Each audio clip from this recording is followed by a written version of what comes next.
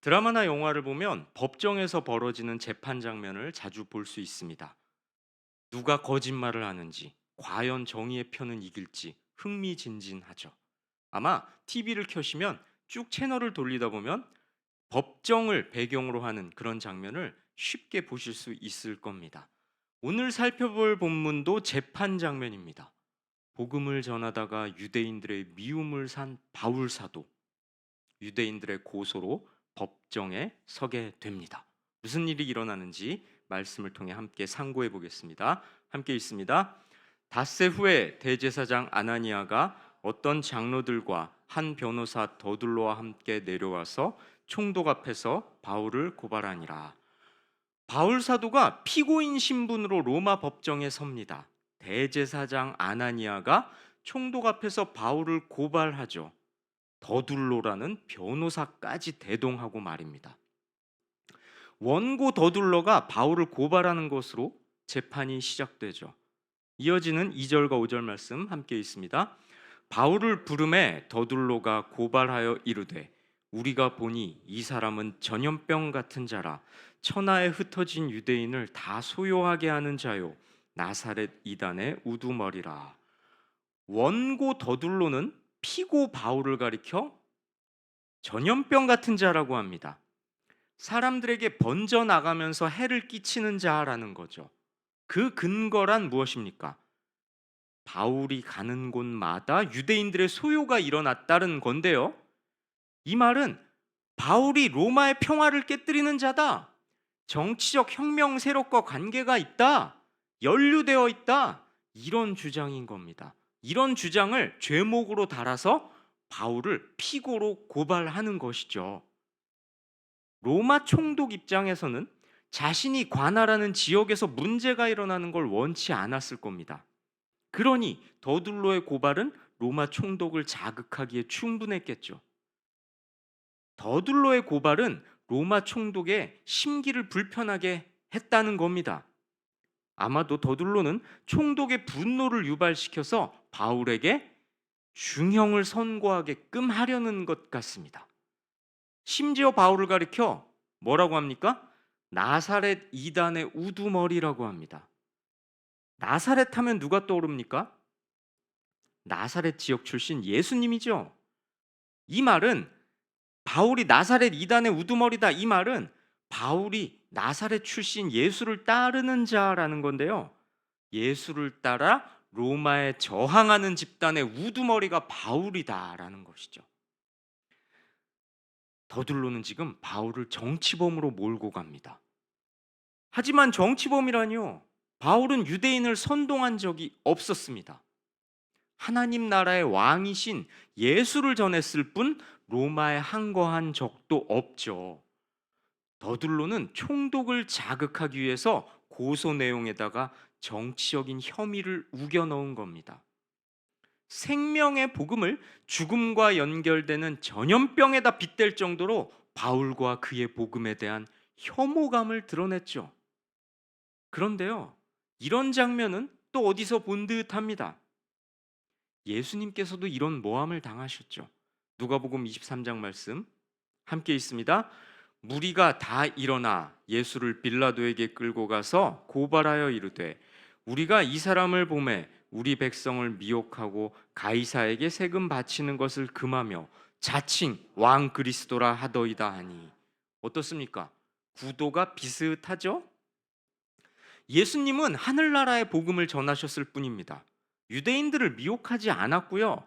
로마 황제에게 세금 바치지 말라고 한 적도 없죠. 당신이 영원한 왕, 하늘나라의 왕, 구약에서부터 예언된 그리스도시라는 건 진실이었습니다. 그럼에도 어리석고 악한 유대인들 때문에 로마 법정에 서시지 않았습니까? 성도 여러분, 이 두 개의 재판 장면이 우리에게 가르쳐 주는 바가 무엇이겠습니까? 이것이 바로 복음의 속성이라는 겁니다. 복음이란 이렇게 사람들로부터 모함을 받기 마련입니다. 왜냐하면요, 복음이란 사람의 죄를 지적하고 탐욕을 억누르기 때문이죠. 죄에 빠진 사람들을 향해서 그래 잘한다 그냥 그렇게 계속해라. 아이고 뭐 어떠냐. 이렇게 말한다면 그것이 복음이겠습니까? 사람들이 듣기 좋은 사탕 발림에 불과한 것이죠. 복음은 그 반대라는 것입니다. 이 땅이 아니라 하늘 나라를 바라보게 하는 게 복음이기 때문에 세상의 가치관과는 충돌할 수밖에 없는 겁니다. 그러니 복음을 전하는 사람은 세상의 미움을 살 수밖에 없겠죠. 오죽하면 사도 요한이 이렇게 말했을까요? 요한일서 3장 말씀, 그 다음 말씀 함께 있습니다. 형제들아, 세상이 너희를 미워하여도 이상히 여기지 말라. 오죽하면 요한이 이렇게 말했겠습니까? 그렇습니다. 우리가 하나님을 진정으로 믿고 따른다면 그 신앙 때문에 이 세상에서 미움을 사는 건 당연한 겁니다. 아무 어려움 없이 세상의 환대를 받고 있다면 어쩌면 하나님과는 멀어져 있는 걸 수도 있습니다. 여러분은 어떻습니까? 불의한 세상이 우리를 모함할 만큼 복음을 세상에 드러내고 있습니까? 죄로 찌든 이 세상 속에서 구별된 성도로 살아가고 있습니까? 자기들과 똑같아지기를 요구하는 이 악한 세상 속에서 다르기 때문에 세상에 미움을 사고 있습니까? 다시 재판 장면으로 돌아가 보십시다. 사도행전 24장 9절 다음 말씀인데요. 함께 읽습니다. 유대인들도 이에 참가하여 이 말이 옳다 주장하니라. 자, 바울이 지금 모함을 받고 있던 중인데요. 이 재판을 보고 있던 군중들, 유대인들도 거기다가 맞장구를 치고 있다라는 겁니다. 이 말이 옳다. 바울을 고발하는 말이 옳다라는 거죠. 잘 알지도 못하면서, 사실관계를 잘 알지도 못하면서 원고 더둘로의 말에 동조합니다. 군중 심리일 수도 있겠고요. 더둘로가 데려온 자들일 수도 있겠죠. 뭐 돈 주고 고용해온 자들일 수도 있을 겁니다. 너희들 여기저기 여기 그렇지 거기 앉아 있다가 내가 고발하는 말이 나오면 옳다 옳다 이렇게 맞장구 쳐라. 내가 끝나면 거마비 이렇게 챙겨주리라. 뭐 이랬을지도 뭐 모르는 일입니다. 어쨌든 이 장면을 보시면 씁쓸하지 않습니까? 여러분, 진리를 거스르는 일에 동참한다면 하나님께서 얼마나 안타까우실까요? 올바른 일에 인생을 걸어도 부족할 판에 틀린 것이 옳다고 주장하는 일에 인생을 허비하면 어떻게 되겠습니까?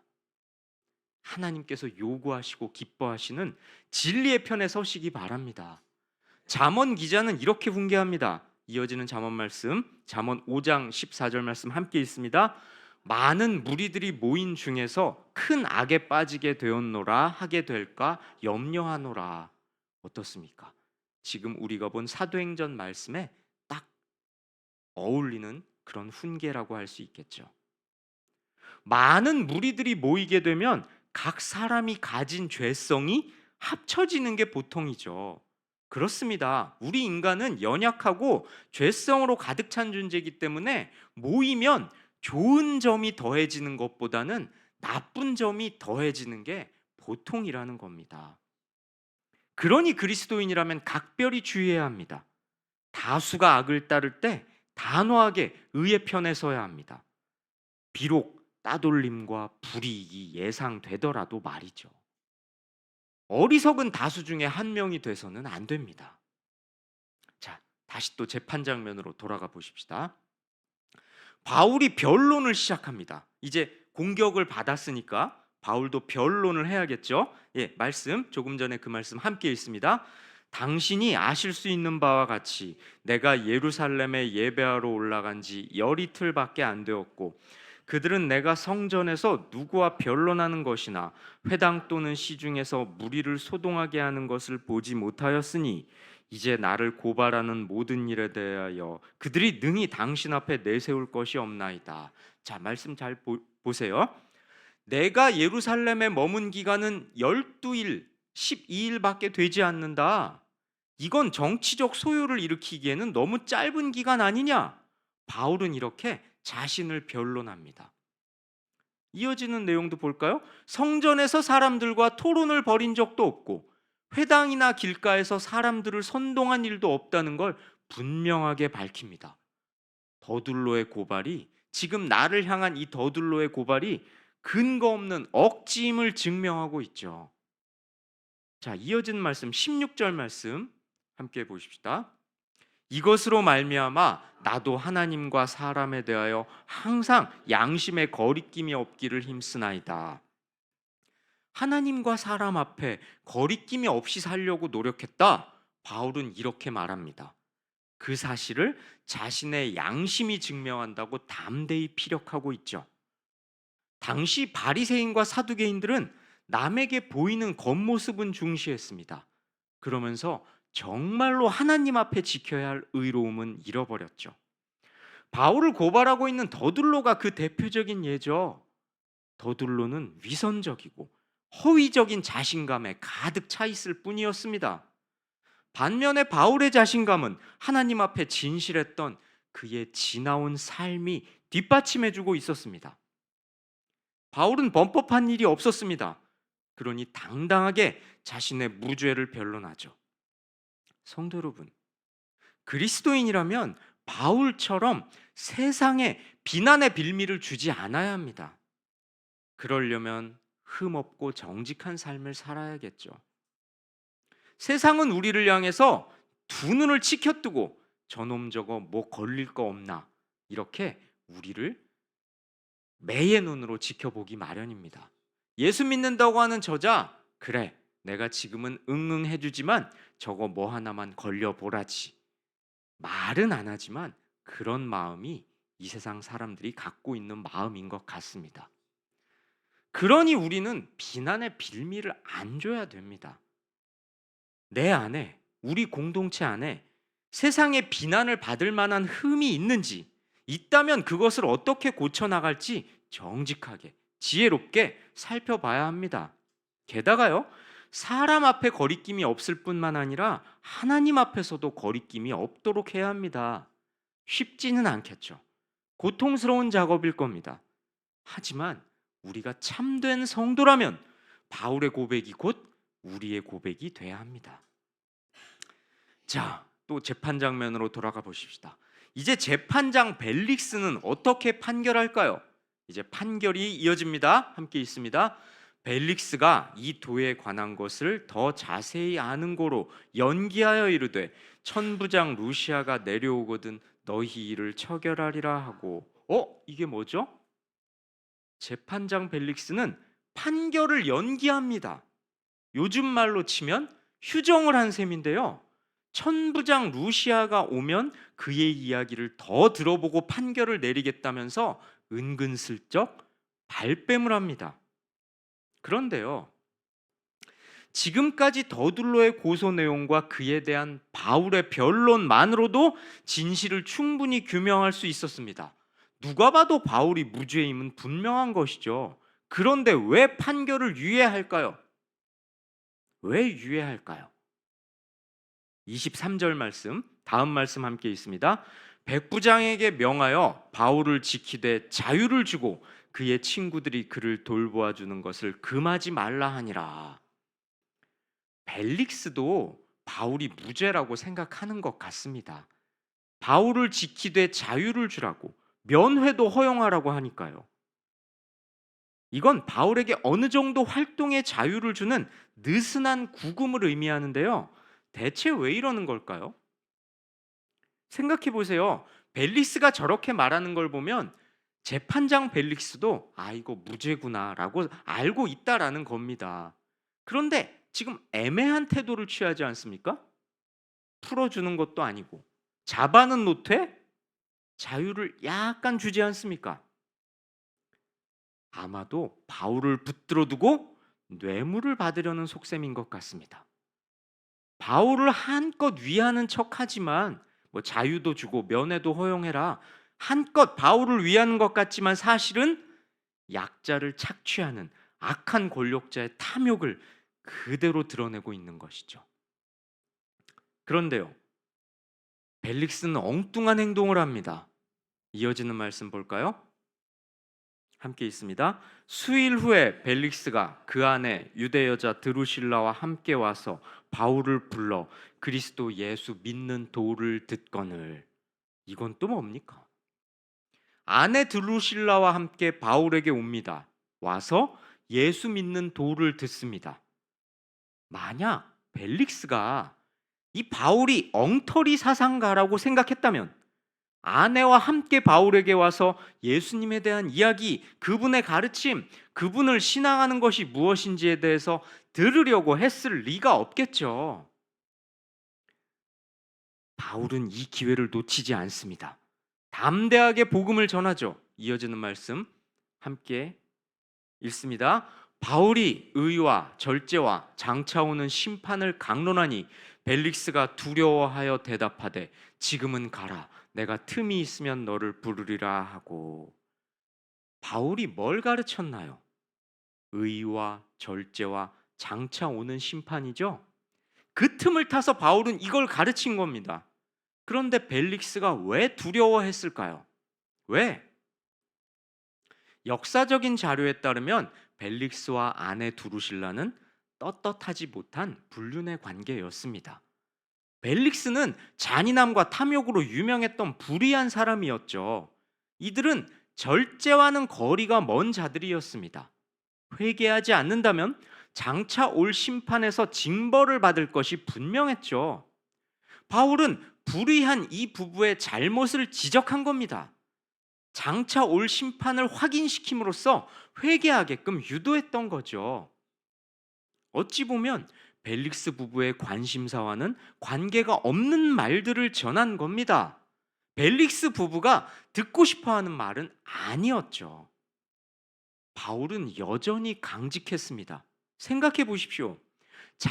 바울 자기가 하는 이야기가 벨릭스 부부의 감정을 상하게 할 수도 있다는 걸 모를 리가 없었을 겁니다.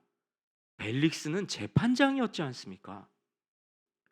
자신이 안전하게 석방되도록 그들의 환심을 살 기회로 이용할 수 있음에도 불구하고 그들에게 의와 절제와 장차 오는 심판을 가리킨 것이죠.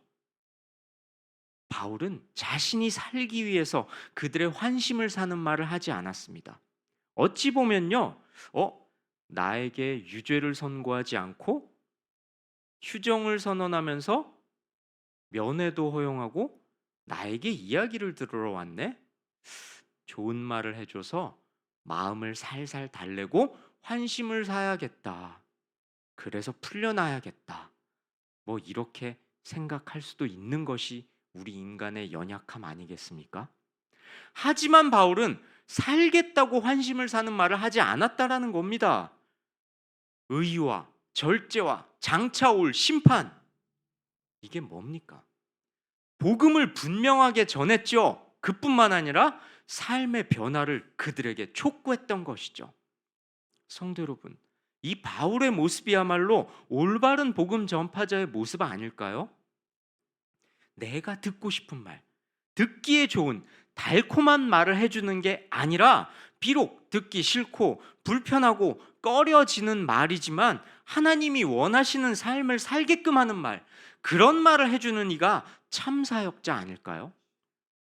성도 여러분, 하나님이 요구하시는 말을 가감없이 그대로 담고 있는 말을 사모하시기 바랍니다. 듣고 싶은 말에만 귀 기울이고 그런 말 전해주는 일을 좋아하고 바른 말, 하나님께서 원하시는 말 전해주는 일을 미워한다면 어리석은 자일 뿐입니다. 자, 재판 장면으로 돌아갑시다. 벨릭스의 반응은 어떻습니까? 그 전 말씀, 다시 한 번만 띄워주시겠습니까? 바로 그 전 말씀이요. 네, 벨릭스가 뭐라고 합니까? 두려워하여 대답하되 지금은 가라. 내가 틈이 있으면 너를 부르리라. 벨릭스는 바울의 가르침을 듣고는 마음의 두려움을 느낍니다. 하지만 딱 거기까지였습니다. 자신에게 있어서 수치스럽고 드러내기 싫은 문제를 바울이 콕 집어서 지적하자 강론을 그만두게 한 거죠. 그만해라, 그만 말해라. 회개의 결단도, 삶을 돌이키는 실천도 없었습니다. 아마 벨릭스가 두려워했다는 걸로 봐서 바울의 말이 참되다는 걸 어느 정도 마음속으로 인정했던 것 같습니다. 하지만 그는 아무런 후속 조치도 실천적 행위도 없었습니다. 사실상 복음을 받아들이기를 거부한 것이죠. 지금은 가라. 성도 여러분, 하나님의 말씀이 두렵다면 회개해야 합니다. 그런데 그 회개란 실천이 뒤따를 때에만 참다운 회개가 됩니다. 다음 말씀 함께 볼까요? 함께 있습니다. 동시에 또 바울에게서 돈을 받을까 바라는 고로 더 자주 불러 같이 이야기하더라. 벨릭스는 바울에게서 뇌물을 바랍니다. 아까 돈을 더 받고 싶어 한다라고 제가 말씀드리지 않았습니까? 심판의 복음을 듣고 두려워하면서도 돈을 받을까 합니다. 바울의 가르침을 듣고 약간의 깨달음은 있었던 것 같은데요, 돈 욕심을 버릴 수는 없었던 겁니다. 돈을 받고 죄수를 풀어주다니요. 아무리 2000년 전이라지만 이게 말이 됩니까? 적발될 경우 관직도 잃고 큰 처벌도 받겠죠. 그런데도 바울에게 돈을 받기를 바라는 벨릭스의 모습은 탐욕에 눈이 먼 인간의 극한 모습을 여실히 보여주고 있습니다. 바울은 디모데에게 이렇게 말하지 않았습니까? 돈을 사랑함이 일만 악의 뿌리가 된다고 말이죠. 심판을 듣고 두려워하면서도 뇌물을 바라다니, 이거 좀 엉망진창인 것 같지 않습니까? 성도 여러분, 말씀을 통해 각성했다면 삶의 방향 전체를 바꿔야 합니다. 잠깐의 두려움이나 지난날에 대한 회환 정도로는 회개했다고 할 수도 없으며 거듭난 사람이라고 할 수도 없기 때문이죠. 이 땅에서 재물을 쌓으려 할 게 아니라 하늘의 보화를 쌓아야 합니다. 또한 깨달았다면 즉시 시작해야 합니다. 벨릭스는 이렇게 말했죠. 아까 앞에서 이렇게 말하지 않았습니까? 지금은 가라. 틈이 있으면 내가 너를 부르리라. 이게 뭡니까? 다음에 하겠다는 건 안 하는 결과로 이어지는 것이 대부분이지 않습니까? 우리 이렇게 말하지 않습니까? 다음에 밥 한번 먹지. 그래 놓고 밥 한번 먹는데 얼마 걸립니까? 안 먹는 게 보통이죠. 먹는데 한 3, 4년 걸리지 않습니까? 어떤 분은 그래서 그것도 거짓말이니 그리스도인은 뭐 그런 것도 하지 말아야 돼, 이렇게 주장하시는 분도 있는데 일리는 있는 것 같습니다. 뭐 우리 인사말로 굳어진 것이긴 하니까 그런 것이죠. 어쨌든 뭐 중요한 건 지금 안 하겠다라는 건 안 하는 결과로 이어지지 않습니까? 자, 이제 이어지는 말씀 27절 볼까요? 함께 있습니다. 이태가 지난 후 보르기오 베스도가 벨릭스의 소임을 이어받으니 벨릭스가 유대인의 마음을 얻고자 하여 바울을 구류하여 두니라. 이태가 지난 후 바울의 판결이 연기되고 2년이 경과합니다. 계속 바울을 억류시켜 놓은 것이죠. 천부장 루시아가 오면 판결을 하겠다라고 앞에서 말했죠. 그렇게 해놓고 2년이 지나도록 재판을 속개하지 않았다는 겁니다. 행정가로서 유대인들의 지지를 얻고 싶었던 겁니다. 향후 자신이 관직을 이어나감에 있어서 정치적 발판이 필요했던 것이죠.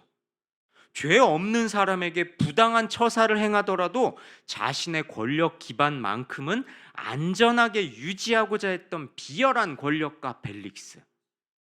그의 탐욕과 무책임한 행정 때문에 바울은 2년이나 속절없이 구금되어 있었습니다. 바울에게는 이 시간이 인내와 기다림의 시간이자 하나님을 신뢰하는 믿음의 시간이었습니다. 여러분, 2년 동안 구금되어 있다고 생각해 보십시오. 죄도 없는데.